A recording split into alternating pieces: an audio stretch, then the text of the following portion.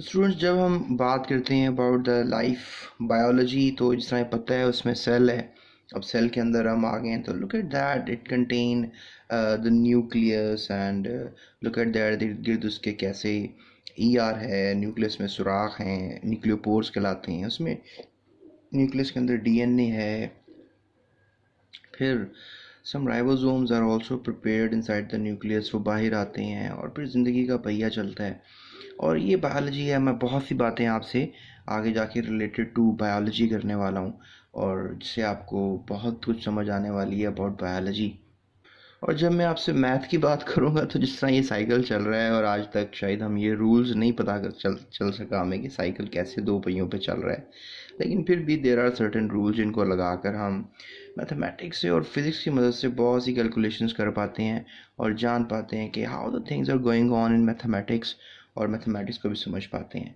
तो चलते हैं थोड़ा सा आगे अब, और अब जानते हैं कि बायोलॉजी क्या है और इसकी क्या इंपॉर्टेंस है बायोलॉजी की।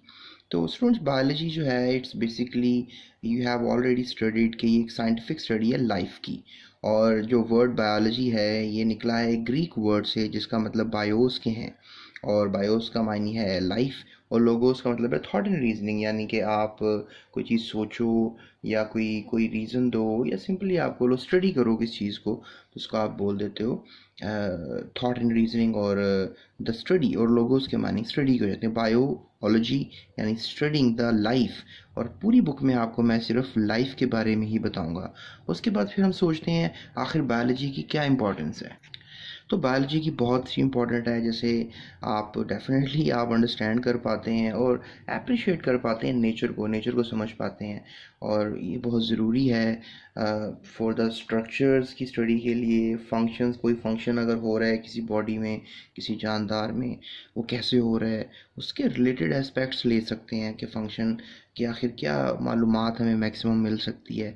इसके अलावा स्टडी ऑफ लिविंग ऑर्गेनिजम्स जो है वो हमें ये भी इंफॉर्मेशन प्रोवाइड करती है कि आखिर इलाज कैसे हो सकता है। रेमेडीज़ का मतलब इलाज होता है। ह्यूमन प्रॉब्लम्स को रिगार्डिंग हेल्थ को लेकर फूड कैसे बेहतर बनाया जा सकता है, एनवायरनमेंट को बेहतर कैसे किया जा सकता है। तो ये चीज़ें सब जो हैं इम्पोर्टेंस में आ जाती हैं कि आज हम अपनी हेल्थ को, फूड को, माहौल को बेहतर कर पा रहे हैं अगर हमने बायोलॉजी की स्टडी कर ली है। सो अब चलते हैं अपने अगले क्वेश्चन की तरफ, जिसमें हम बात करेंगे कि बायोलॉजी जो है उसको मुख्तलिफ डिविजन्स में डिवाइड कर दिया गया है। बायोलॉजी को जो जितनी डिविजन्स में डिवाइड किया गया है स्टूडेंट्स, वो वैसे तीन है।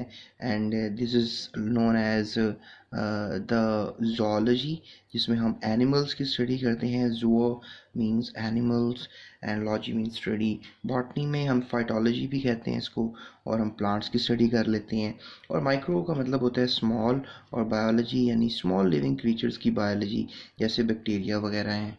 ओके, सो आपने शायद कभी बैक्टीरिया देखा नहीं होगा। ये देखें, एक बैक्टीरिया है, इसके जो एक डंडे नुमा सा स्ट्रक्चर है, फाइबर नुमा, इसको फ्लैजिला कहते हैं। आप ये देखें, ये भी एक बैक्टीरिया है and we use to call it as coccus bacteria. ये स्किन पे होते हैं, बहुत छोटे से होते हैं, नज़र नहीं आते हैं। ये देखें, ये बैक्टीरिया है और इसका सिर्फ एक ही फ्लैजिला है। और शेप्स की बेस पे हम बैक्टीरिया की डिफरेंट क्लासेस भी बना पाते हैं। तो ये माइक्रोबायोलॉजी है। ये देखें, ये भी एक बैक्टीरिया है, और स्पायरलम इसको आप बोल सकते हो। तो we have different different kinds of bacteria, right. काफ़ी वैसे अजीब अजीब सी शक्लें हैं जो बैक्टीरिया होते हैं उनकी। जिस तरह इंसानों में, जानदारों में किस्में होती हैं, ऐसे बैक्टीरिया में भी मुख्तलिफ़ किस्में होती हैं। तो माइक्रोबायोलॉजी में आप सिर्फ बैक्टीरिया की स्टडी नहीं करते हो। माइक्रोबायोलॉजी में आप बैक्टीरिया के अलावा और भी बहुत से जानदारों की स्टडी करते हो, जैसे फॉर एग्जांपल ये पैरामीशियम है और ये प्रोटोजोन्स हैं। तो ये भी पानी में होते हैं, बहुत छोटे से होते हैं, ये नज़र नहीं आते हैं। और ये पैरामीशियम जो हैं, आप कह लो कि ये भी एक माइक्रोब्स हैं, ये भी माइक्रोबायोलॉजी में स्टडी किया जाता है। ये देखें कैसे लाइफ अल्लाह ताला ने इनको दी हुई है। इनके छोटे छोटे से बाल नज़र आ रहे हैं, these are known as cilia. इसके अलावा ये देखें, these are the animals known as euglena. इनका एक ही फ्लैजिला होता है। यहाँ पे शायद आपको थोड़ा सा नज़र नहीं आ रहा होगा, लेकिन they have a single flagella जिसकी मदद से ये मूव कर पाते हैं। So these are euglena. ये देखें कितने ज़्यादा यूग्लिना मूव करते हुए नज़र आ रहे हैं। ये थोड़ा सा 100x है ये। ये 150x है, यानी कि 150 गुना बड़ा करके दिखा रहे हैं आपको। इसमें देखें कैसे ये गोल गोल घूम रहा है। यूग्लिना भी ये आपको इसमें नज़र आ रहा है कि ये थोड़ा सा ग्रीन है, और ग्रीन क्यों है, क्योंकि बिकॉज इट्स फोटोसिंथेटिक, ये फोटोसिंथेसिस करता है। तो इसके बारे में भी बड़ी डिटेल में इंशाल्लाह आपसे बात होगी। ये देखें आप, ये यूग्लिनॉइड मूवमेंट्स कहलाती हैं। अब यूग्लिना है ये भी, और इसमें आप फ्लेजल आपको बिल्कुल क्लियर नज़र आ रहा है। सो लुक एट दैट, ये कैसे मूव कर रहा है, और इस तरह से ये मूव करता है। And that is how it's a living creature. Microbiology में इसको स्टडी किया जाता है। स्टूडेंट्स, ये जो जानदार आपको दिखाया जा रहा है that is known as amoeba. और ये बहुत सी, इसकी भी, ये भी प्रोटोजन है, इसकी भी बहुत सी किस्में होती हैं। और ये जो आपको नज़र आ रही हैं, इसके ये पॉड्स नज़र आ रहे हैं, इनको सूडोपोडिया कहते हैं। और ये सूडोपोडिया की मदद से मूव करता है। तो आप कह लो कि ये भी माइक्रोबायोलॉजी में आता है, क्योंकि ये भी आँख से नज़र नहीं आता। तो बैक्टीरिया, प्रोटोजोन्स, ये सब माइक्रोबायोलॉजी में ही स्टडी किए जाते हैं। अगर अब हम ब्रांचेस की तरफ चलें स्टूडेंट्स, तो डेफिनेटली बायोलॉजी की तो बहुत सी ब्रांचेस हैं, लेकिन कुछ थोड़ी बहुत इधर मैं आपसे डिस्कस कर लेता हूँ। सबसे पहले मॉर्फोलॉजी स्टूडेंट्स आती है। इसमें आप फॉर्म एंड स्ट्रक्चर्स को स्टडी करते हो। जैसे मैं आपको कभी एक एनिमेशन दिखाता हूँ। जैसे देखें, ये कॉकरोच है, आपके घरों में होता है। इसकी मॉर्फोलॉजी, शेप एंड स्ट्रक्चर देखें, और इसका हम अंदाज़ा लगा रहे हैं क्या साइज़ होता है इसका, और किस तरह इसकी ब्राउन एंड ब्लैक किस्म की पर होते हैं। और फिर we use to talk about कि इसमें कितना कुछ है डिफरेंट। इसकी हेड है, थॉरक्स है, एब्डोमेन है। तो ये सब क्या है, we are just trying to understand कि कॉकरोच की मॉर्फोलॉजी क्या है, इसका, उसका फॉर्म क्या है, उसका स्ट्रक्चर क्या है। So that makes an idea of morphology. अगर उसके हम हेड की तरफ देखें तो उसमें कंपाउंड आई होते हैं। हर कोई जानदार होता है, उसके अंदर अपनी अपनी खूबियाँ होती हैं, और उसकी हम मॉर्फोलॉजी को स्टडी करते हैं। जैसे मैं एक जानदार का आपके सामने नाम लूँगा, उसका नाम है सी क्यूकम्बर। तो आप सोच रहे होंगे कि सर ने पता नहीं किस चीज़ का नाम ले लिया है। तो सी क्यूकम्बर भी मैं आपको दिखाता हूँ। इसकी अगर अब मैं आपको शक्ल दिखा दूंगा तो सारी ज़िंदगी के लिए आपके दिमाग में इसकी शेप और इसका स्ट्रक्चर जो है, फॉर्म जो है, वो आपके दिमाग में आ जाएगी, और आप उसको याद रखोगे। तो इसी तरह से आप कह लो कि मॉर्फोलॉजी में जो है हम we use to study about the form and structure. Okay, so आप ये देख सकते हो, वी हैव सी क्यूकम्बर्स। ये आपको मुख्तलिफ सी क्यूकम्बर्स एक टब में पड़े हुए नज़र आ रहे हैं। So these are also living creatures, और ये समंदर में पाए जाते हैं। ये देखें आप, इसकी कैसी शेप है, और इसको भी आप देख सकते हैं, इसकी भी कैसी शेप है। सो स्टूडेंट्स, मॉर्फोलॉजी में आपको डिफरेंट शेप्स का और स्ट्रक्चर्स का अंदाज़ा हो जाता है। तो चलते हैं एनाटमी की तरफ। स्टूडेंट्स, एनाटमी में हम जो है किसी भी बॉडी का इंटरनल स्ट्रक्चर जो है वो स्टडी करते हैं। तो इंटरनल स्ट्रक्चर, जैसे मैं आपको इंसान का इंटरनल स्ट्रक्चर दिखाता हूँ। ये देखें आपकी बॉडी का इंटरनल स्ट्रक्चर, ये स्टमक है, ये लार्ज इंटेस्टाइन है, ये आपके स्मॉल इंटेस्टाइन है, राइट। फिर ये देखें लंग्स हैं आपके, और कैसे रिब्स ने उनको कवर किया हुआ है, और सेंटर में आपको ये हार्ट नज़र आ रहा है, और उसके नीचे आपको ये देखें लिवर नज़र आ रहा है। अब देखें, ये आपका ब्रेन है, और look at the brain inside the head, और कैसे खून की नालियाँ जो हैं वो आपके ब्रेन की तरफ जा रही हैं हार्ट की तरफ से। और उसके अलावा ये देखें आपका स्पाइनल कर्ड है, और उसकी ये वर्टिब्रल कॉलम्स हैं, और स्पाइनल कर्ड भी आपको दिखाया जा रहा है, right. So this is the internal structure जो आप देख रहे हो। सो लुक एट दैट, ये अब लंग्स हैं, जो आपको लंग्स दिखाए जा रहे हैं। So this is how internal structure, आप अगर किसी भी जानदार का, सिर्फ इंसानों का नहीं, अगर आप स्टडी करोगे तो we use to call it as a anatomy. Student, इसके बाद जो अगली ब्रांच आती है that is known as histology, जिसमें आप टिश्यूज़ को स्टडी करते हो। We use to study about the different tissues. हमारी बॉडी में बहुत से टिश्यूज़ होते हैं, तो इसकी थोड़ी सी एनिमेशन देखते हैं और जानते हैं about the different tissues of our body. Okay, so ये देखें हमारे पास अब डिफरेंट टिश्यूज़ जो हैं वो मैं आपको दिखाऊंगा, जिसमें we have a lot of different tissues. और अब ये सेल्स हैं जो इकट्ठे रह रहे हैं, उनके दरमियान जो जगह है that is extra cellular substance कह लें आप। लेकिन अगर हम टिश्यूज़ की बात करें तो दे आर वेरी इंपॉर्टेंट। ये जो टिश्यूज़ हैं इनकी स्टडी बहुत इंपॉर्टेंट होती है। और we got lot of different type of tissues. 4 किस्म के टिश्यूज़ होते हैं हमारी बॉडी में, epithelial, connective, muscular and nervous tissues. तो ये कम से कम 4 टिश्यूज़ के बारे में जो है आपको पता होना चाहिए।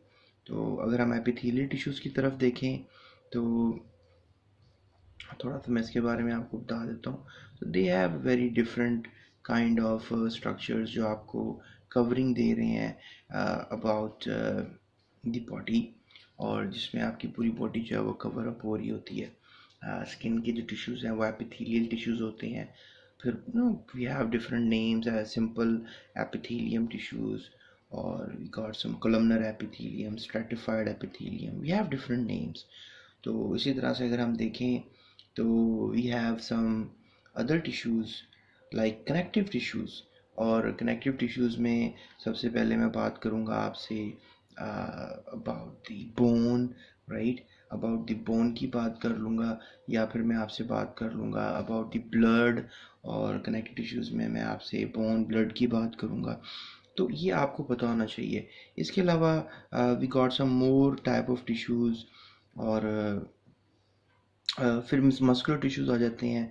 Look at the muscular tissues we have, ये ऑल मसल्स हमारी बॉडी में होते हैं और कंट्रैक्शन रिलैक्सेशन करते हैं और बहुत से फंक्शन जो हैं अदा करते हैं। उसके बाद फिर look at another skeleton muscle जो मैं आपको स्क्रीन पे दिखा रहा हूँ। उसके बाद हार्ट भी आ जाता है, इसका कार्डिक टिश्यूज़ कहते हैं। फिर ये हमारी ना बॉडी में नर्वस टिश्यूज़ भी होते हैं जिनको हम न्यूरॉन्स कहते हैं। एंड ब्रेन में हमारे सारे यू कैन से दैट कि ये न्यूरॉन्स पाए जाते हैं, स्पाइनल कार्ड में न्यूरॉन्स पाए जाते हैं। इवन कुछ हमारी बॉडी में भी न्यूरॉन्स होते हैं, आपने पढ़ा होगा 8th क्लास में, मोटर न्यूरॉन्स, सेंसरी न्यूरॉन्स। उनको फिर एक्साइट करके सिग्नल्स दिए जाते हैं पूरी बॉडी में।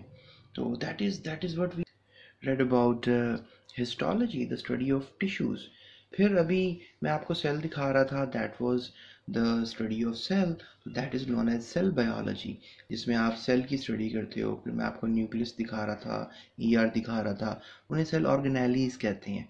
तो अभी थोड़ी देर, कोई तकरीबन 6 मिनट पहले की एक क्लिप में मैं आपको ये दिखा रहा था। So this branch also deals with the study of cell division. और इवन सेल बायोलॉजी हम एक चैप्टर पढ़ेंगे, आपका 5वां चैप्टर है, दैट इज़ सेल साइकिल। तो वहाँ पे हम प्रॉपरली सेल डिवीजन के बारे में पढ़ेंगे कि सेल डिवीजन कैसे होती है। और फिर एक और ब्रांच है that is known as physiology.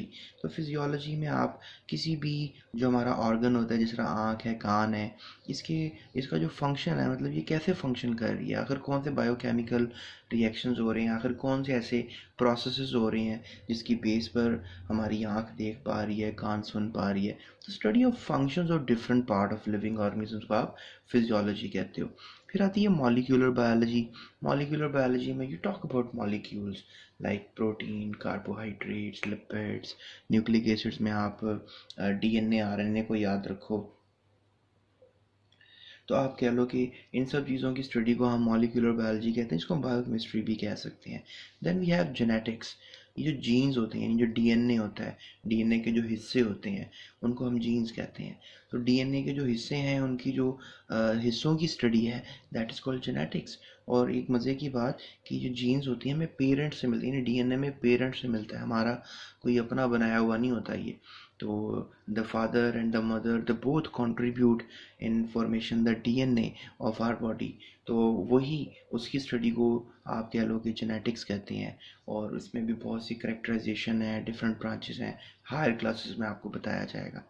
उसके बाद एक बड़े मज़े की स्टडी आती है, दैट इज़ कॉल्ड एम्ब्रियोलॉजी। तो मैं आपको एक एम्ब्रियो दिखाता हूँ।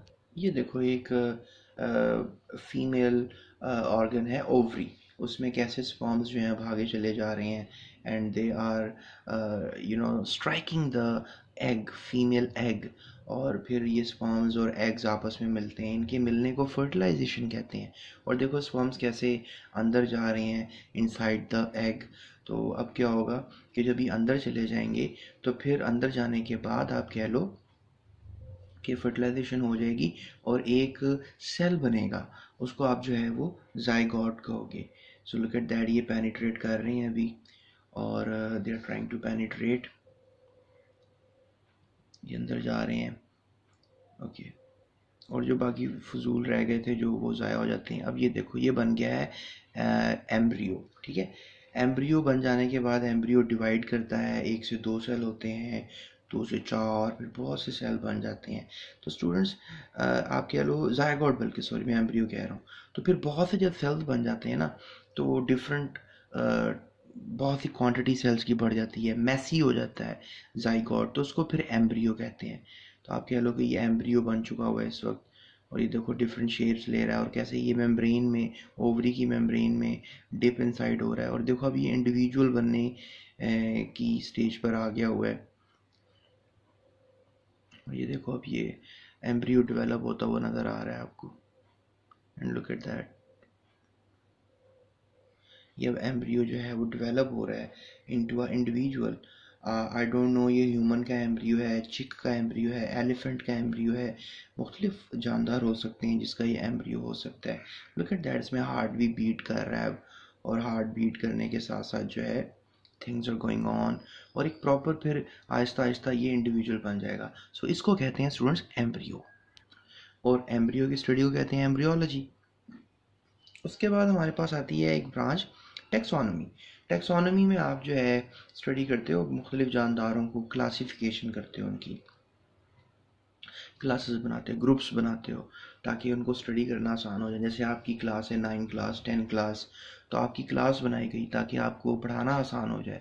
इस तरह ही एनिमल्स बहुत से होते हैं, उनके अगर ग्रुप्स बना लें तो फिर उनको पढ़ाना, उनको स्टडी करना, पढ़ना उनको स्टडी करना आसान हो जाता है। एक बड़े मज़े की ब्रांच है that is known as palaeontology. और पेलियंटोलॉजी में स्टूडेंट्स हम शायद उन जानवरों की स्टडी करते हैं जो इस दुनिया में नहीं हैं, उनकी हड्डियाँ मिलती हैं हमें, और उन हड्डियों को हम फॉसिल्स कहते हैं। और मैं आपको कुछ दिखाता हूँ फॉसिल्स। ये देखो एक फॉसिल जो है उसको ये आर्कियोलॉजिस्ट हैं या पेलियंटोलॉजिस्ट हैं जो लगे हुए हैं, कैसे ब्रश करके वो हड्डियाँ अलहदा कर रहे हैं। और ये पता नहीं कितनी पुराने जानदार का कोई फॉसिल है, और ये ज़मीन से मिला है हमें। और आई डोंट नो ये परिंदा था या ये डायनासोर ही लग रहा है मुझे तो ये, और ये उसके बारे में बता रहा है। तो लुक एट दैट, ये देखो ये फॉसिल जो है इसकी जो स्टडी की जाएगी, तो इसको स्टडी कौन कर रहे हैं, मतलब ये रिसर्च करने कौन लोग आए हुए हैं, ये पेलियंटोलॉजिस्ट हैं। तो ऐसी स्टडी जिसमें आप फॉसिल्स की स्टडी करते हो, इवन चट्टानों की उम्र का पता लगाते हो, पानी की उम्र का पता लगाते हो, एंड आई डोंट नो आप पता नहीं किस किस चीज़ की उम्र का पता लगाते हो, तो वो सब पेलियंटोलॉजी के जो माहिर हैं पेलियंटोलॉजिस्ट, ये वो लोग करते हैं। फिर उसके बाद स्टूडेंट्स एक ब्रांच आती है एनवायरमेंटल बायोलॉजी, बहुत ही इंपॉर्टेंट ब्रांच है। और इसमें हम क्या करते हैं कि हम जानते हैं कि जो एनवायरनमेंट होती है ना, उसके साथ ऑर्गेनिजम्स का क्या तालमेल होता है। जैसे कुछ लोग ठंडे इलाके में रहते हैं, कुछ गर्म इलाके में रहते हैं, और उनका एनवायरनमेंट के साथ कुछ रहना सहना होता है। जैसे पेंगुइन्स हैं, वो ठंडे इलाके में रहती हैं और वो कभी गर्म इलाके में नहीं जाती, सी शोर के पास रहती हैं पेंगुइन्स का, मे भी आपको पता हो। इसके अलावा वी हैव डिफरेंट एनिमल्स जो डिफरेंट हैबिटेट में रहते हैं। जैसे फिशेज हैं स्टूडेंट्स, वो समंदर में पानी के अंदर रहती हैं और इस तरीके से वो अपनी ज़िंदगी को गुजारती हैं। स्टूडेंट्स उसके अलावा एक ब्रांच है that is known as parasitology. और पैरासाइटोलॉजी में ये होता है कि हम पैरासाइट्स की स्टडी करते हैं। जैसे जुएँ होती हैं, लाइसिस वगैरह, ये हमारे जिस्म पे रहती हैं, और जिस्म पे रहने के साथ साथ हमें ये हमसे फूड लेती हैं, और उसके साथ साथ हमें ये नुकसान भी पहुंचाती हैं। तो इसलिए आप कह लो कि पैरासाइटोलॉजी जो है is the branch of study of parasites. और कुछ पैरासाइट्स हमारे जिस्म के बाहर रहते हैं, कुछ अंदर भी रहते हैं। जैसे मलेरिया, जब मच्छर काटते हैं तो मलेरिया होता है, तो प्लाज्मोडियम हमारे ब्लड में चला जाता है। प्लाज्मोडियम एक छोटा सा जानदार होता है, वो मैं आपको दिखाता हूँ। ये देखो एक मच्छर है, और अब ये जो है क्या करने लगा है कि it's going to get inside the blood. आपकी कैपिलरी में देखो कैसे ये प्लाज्मोडियम को थ्रो कर रहा है। ये देखो सलाइवा निकाल रहे हैं ना, उसके साथ साथ ये देखो प्लाज्मोडियम भी छोटे छोटे से पार्टिकल्स निकल रहे हैं। तो ये प्लाज्मोडियम हमारे फिर ब्लड में आ जाता है। ये अब हमारा जिस्म के अंदर रहने वाला पैरासाइट है, इसे कहते हैं एंडो पैरासाइट। यानी पैरासाइट्स ऐसे जानदार हैं जो हमारे जिस्म पे रहते हैं, हमारे जिस्म पे रहते हैं, और फिर हमारे जिस्म पे रहने के बाद हमें क्या करते हैं, नुकसान पहुंचाते हैं। तो इनको, इनकी स्टडी को पैरासाइटोलॉजी कहते हैं। फिर सोशल बायोलॉजी होती है स्टूडेंट, जिस तरह सोशल बिहेवियर की स्टडी करते हैं हम, कि भाई चींटियाँ लाइन बनाकर क्यों चलती हैं, ह्यूमंस लड़ते क्यों हैं और परिंदे उड़ते क्यों हैं, और वो झुंड में क्यों उड़ते हैं। डिफरेंट एस्पेक्ट्स हैं इसकी स्टडी में भी। तो सोसाइटीज़ क्यों बनती हैं, तो ये सब चीज़ें जो हैं सोशियो बायोलॉजी में आ जाती हैं। फिर बायोटेक्नोलॉजी आती है, इसमें आपको पता होगा जो दही जमती है तो बैक्टीरिया दूध में आता है, तो वो जैसे अब जाग लगाते हैं आप कह लो, तो वो जो जाग लगाने के बाद अब बैक्टीरिया दूध में चला जाता है तो कैसे अपनी नस्ल बढ़ाता है। जिस तरह बैक्टीरिया है कुछ हमें इंसुलिन बना कर देते हैं जो शुगर के पेशेंट्स को लगाई जाती है। तो देखो हम किसी जानदारों से फ़ायदा उठा रहे हैं, दही बना रहे हैं, इंसुलिन बना रहे हैं। तो एप्लीकेशन का मतलब है कि यूज़ कर रहे हैं हम मुख्तलिफ सब्सटेंसेस को फिर हमारी वेलफेयर के लिए मैनकाइंड की, तो इसको कहते हैं बायोटेक्नोलॉजी। फिर स्टूडेंट्स आती है एक ब्रांच इम्यूनोलॉजी। इम्यूनोलॉजी में ये होता है कि आप इम्यून सिस्टम की स्टडी करते हो, यानी आपका जो ब्लड होता है उसमें वाइट ब्लड सेल्स होते हैं और वो दूसरे जो आपके बैक्टीरिया शैक्टीरिया जो आपको दिखाए मैंने, तो ये जैसे ही अंदर आते हैं ब्लड में आते हैं तो वाइट ब्लड सेल्स इनको खा जाते हैं, इसको कहते हैं फैगोसाइटोसिस। तो जब वो खा जाते हैं तो बैक्टीरिया मर जाता है, तो हमारी जान बच जाती है। तो इम्यूनोलॉजी वो साइंसदान इसकी स्टडी करते हैं जो इम्यूनोलॉजिस्ट होते हैं, यानी जो हमारी इम्यूनिटी को स्टडी करते हैं। फिर आपको पता है कि जब इम्यूनिटी स्टडी की जाती है तो फिर किसी को बचाने की खातिर की जाती है और ये इन्वेडिंग माइक्रोब से बचाया जाता है हमें। और वैसे भी सफाई निस्फ़ ईमान है, आप जब नहाते धोते हैं और रेगुलर अपने आप को साफ़ रखते हैं तो तब आपको माइक्रोब्स तंग नहीं करते, क्योंकि नहाने से पानी के साथ वो ज़ाया हो जाते हैं। तो जो लोग नहाते ही नहीं हैं, सफाई का ख्याल नहीं करते, डेफिनेटली फिर उनकी इम्यूनिटी भी वीक होती है, तो क्योंकि उनमें जो क़ुव्वत मुदाफ़ती सेल्स होते हैं वो कम हो जाते हैं, तो ख्याल करना चाहिए। उसके बाद एंटोमोलॉजी स्टूडेंट्स आ जाती है। एंटोमोलॉजी में हम स्टडी करते हैं कीड़ों की, इंसेक्ट्स की। बहुत से डिफरेंट कीड़े हैं, मैं भी एक एंटोमोलॉजिस्ट हूँ, तो मैंने बहुत से कीड़ों के बारे में स्टडी किया और जाना। फिर आई वाज क्वाइट अमेज्ड कि इस दुनिया में सबसे ज़्यादा रहने वाले जानदार जो हैं वो कीड़े ही हैं, जिनकी पॉपुलेशन कोई मोर देन 45% है एनिमल्स में। That is quite amazing fact. उसके बाद फार्माकोलॉजी स्टूडेंट्स आ जाती है। फार्माकोलॉजी में जो है आप मेडिसिन बनाने की स्टडी करते हो। जिस तरह आप मेडिकल स्टोर पे जाते हो और मेडिसिन लेते हो, तो वो मेडिसिन किसने बनाई है? वो फार्मासिस्ट ने बनाई है।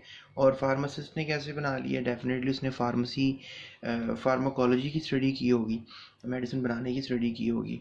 सो इस तरीके से हम डिफरेंट बायोलॉजी की ब्रांचेस को डील करते हैं। सो स्टूडेंट्स, आई होप ये वीडियो काफ़ी आपके लिए इंटरेस्टिंग साबित हुई होगी। अपने दोस्तों के साथ लाजमी शेयर कर दीजिएगा। चैनल को भी सब्सक्राइब कर लो और बेल आइकन को हिट करो ताकि नई नई वीडियोस जब भी आएँ तो आपको पता लगता रहे। अभी अगर मज़ीद वीडियोस देखनी है कोई, तो आप डिस्क्रिप्शन में जाओ, वहाँ लिंक्स मौजूद हैं। इसके अलावा चैनल की प्लेलिस्ट में चले जाओ, वहाँ पे भी प्लेलिस्ट में आपको डिफरेंट चैप्टर्स मिल जाएंगे, तो इस तरह आप मैक्सिमम स्टडीज़ कर सकते हो। ठीक है। और एक बड़ी ज़रूरी बात करनी थी आपसे, और वो ये है कि अपना बहुत ख्याल रखिएगा। Thank you so much.